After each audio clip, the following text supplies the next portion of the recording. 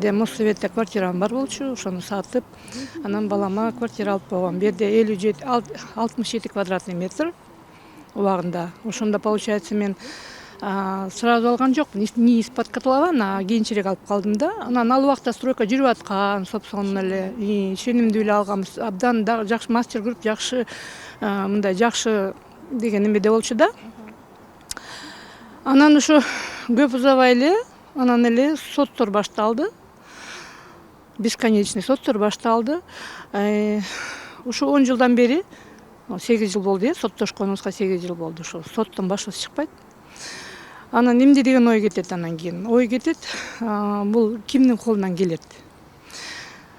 Только жогору жакта бир высокопоставленный чиновниктин колунан келе турган нерсе 10 жыл бою кыймылдатпай ушуну басып турушчу. Туурабы? Же мен туура эмес айтамбы? Же болбосо кимдин колунан келет? Ушунча кишилер акчасын салып ала албай жүрүшөт. Көз көрүнө сот болуп атат да, дольщиктер толтура. Анан Верховный сотто болду да, ошо тигилердин адвокаты бар, биздин адвокатыбыз бар. Тигилердин адвокатын унчукпайт, какпайт, силкпейт, угат, суроо берет, до конца угушат да. Анан биздикине келгенде эле биздин адвокаттарга Елена сүйлөйт, же болбосо Элдар сүйлөйт. Аларды болду, токтот, отур, сүйлөтпөй коет. Ачык айрым эле, көз көрүнө эле. Бул эмне дегенбиз? Кандай мамлекетте жашап атабыз? Садыр Жапаров эмесине чакырган, бир 3-4 кабыл алган, ошондо обещать эткен, жардам берем, аресттен снимать этип берем, мындай 3 айда ушуну жардам берем деп. Анан ал болсо ошол ордунда эле калып калды. Кийин эч ким неме кылган жок. Эми бул жер, бул Кыргызбаева Аида деген Нурлан Жапаровдун келинчеги. Нурлан Жапаров кимдин? Акылбек Жапаровдун бир тууганы. Билбейм, инисиби агасы, бирок бир тууганы. Аны элдин баары билет. Эми ага ушундай керек экен, ушул объект аябай ушул көз салып койсо, анда биздин акчаларыбызды бербейби анда? Биздин кыпкысылдай акчабызды бербейби кайтарып, туурабы?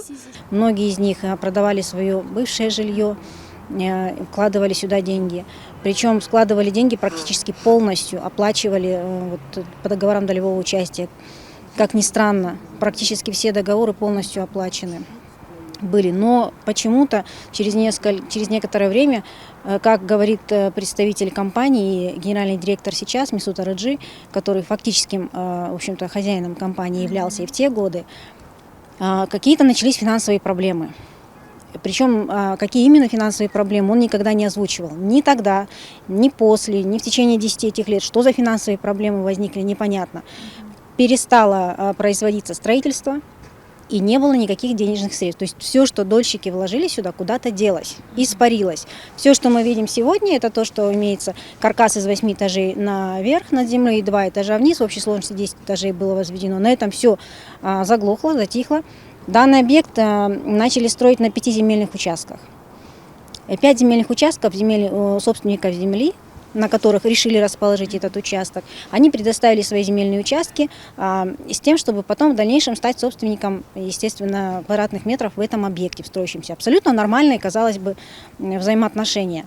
Но у них были взаимоотношения с мастер-групп в качестве лиц, которые совместно осуществляют деятельность по строительству. Они заключили соглашение о совместном участии в строительстве. Это были собственники земельных участков и ОСО Мастер Групп. Через некоторое время, когда вот эти финансовые проблемы начались, эти собственники земельных участков вначале решили расторгнуть с ними договор о совместном сотрудничестве в строительстве, расторгли, одна из них, и при этом, при расторжении договора, когда уже была возведена коробка в 8 этажей, по их договору о расторжении, вот эта коробка, которая стоит, например, на участке одной из, она перешла к ней в собственность. Как понять? По этому поводу ведутся споры в течение всего этого времени. И никак не могут собственники земельных участков, это 2 участника, которые хотят забрать просто это здание, все, это Кыргызбаева и Савоськова. Эти имена прекрасно все знают, фамилии, да, они участвуют в судебных заседаниях. Вначале они просто хотели расторгнуть свой договор и забрать вот эту строящийся, уже построенный объект. Просто себе в собственность, хотя вложили только земельные участки. Но в этом году они просто превзошли вообще все, что я никогда в жизни такого не видела, как юрист, как адвокат.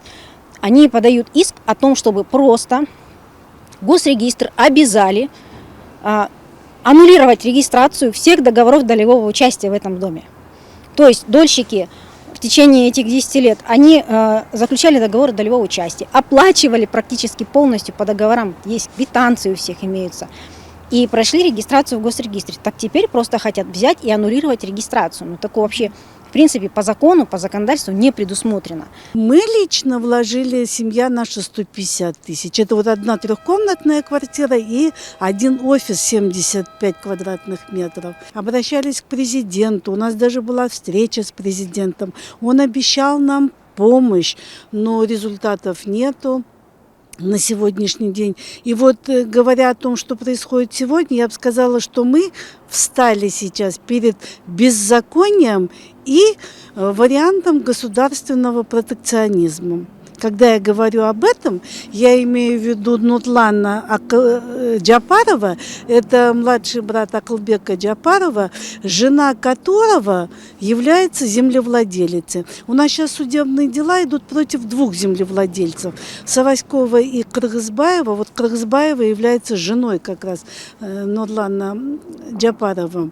Теперь они выдумали, что вы никто, а мы владельцы этого дома, и хотят нас вообще выкинуть из этого общего списка. И наши договора, которые были, а юридическую силу и имеет вот этот основной договор, да, считают, что они не имеют никакой юридической силы. В Верховном суде, честно говоря, я такого тоже не видела еще в своей жизни и в практике. Когда мы были в Верховном суде, 13 декабря был процесс. У нас там один из судей коллегии, судебной коллегии, он стал выражать, честно говоря, такие умозаключения, а почему, оказывается, кадастру должны были подавать в административный суд. У нас что, у кадастра административный орган? Как какова могла быть реакция, честно говоря, у меня слов не было на это. И как нам дальше рассматривать? Верховный суд не решился вынести решение 13 числа.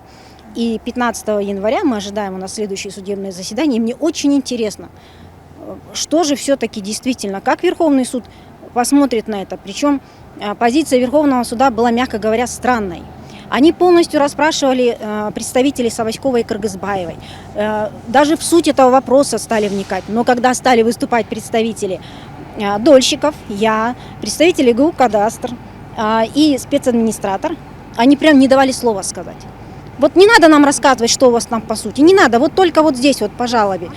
То есть, явно было, говорю, непонятное отношение, честно говоря, предвзятое. Причем один из коллегии, там судебная коллегия из 3 судей, и один судья из коллегии просто даже высказывал, что, оказывается, у нас непонятно кто ГУ «Кадастр», что это не административный орган, это вообще не представитель власти у нас. То есть, я, честно говоря, не знаю, как вообще можно в Верховном суде нам теперь рассматривать дальше это дело. Вот его такие высказывания послужат тем, что спецадминистратор у нас обратился с письмом на имя председателя Верховного суда, чтобы взяли под контроль, как возможно такие вот умозаключения делать при рассмотрении дела.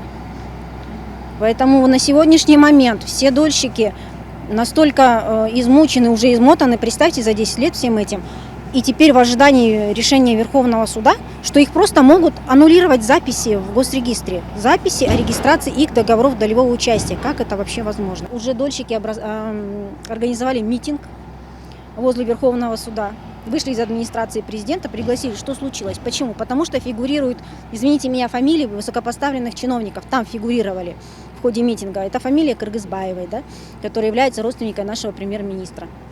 На ее имя оформлен один из земельных участков. Именно те, которые пытаются забрать эту коробку себе. Пошли, написали заявление уже в ГКНБ к Ташиеву на прием с просьбой, да, пожалуйста, уже примите, но это беспредел просто полнейший. Это вот невозможно. И никто не просил вмешиваться в судебное заседание. А буквально сегодня пришел ответ из ГКНБ, что у вас идут судебные заседания, мы не имеем права вмешиваться, и вообще ГКНБ этим не занимается. У нас ГКНБ занимается терроризмом. Как мы знаем, да, по законодательству, чем занимается ГКНБ. Извините, это вообще, в общем, не наше дело. Мы прекращаем рассмотрение вашего заявления. Вот что дольщики должны на это думать? У нас люди, за это время уже 3 человека умерло, пока вот это все идет, да, не дождавшись своих квадратных метров.